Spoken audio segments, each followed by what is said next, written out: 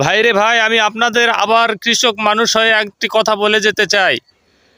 বাংলাদেশের রাজনীতিতে এখন যে পরিস্থিতি, তো বাংলাদেশের সব এই রাজনীতির প্রভাবে দিন শেষে গরিব মানুষদেরই সব কষ্ট পোহাতে হয়।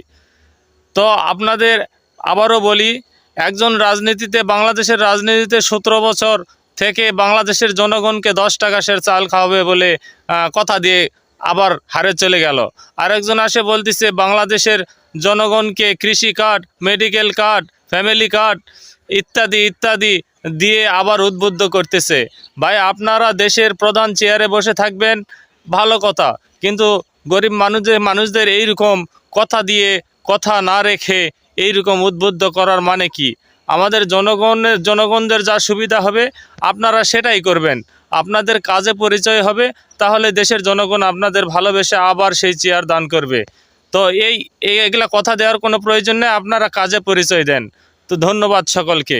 আমার ভিডিওটি ভালো লাগলে সকলে লাইক, কমেন্ট, শেয়ার করে পাশে থাকবেন।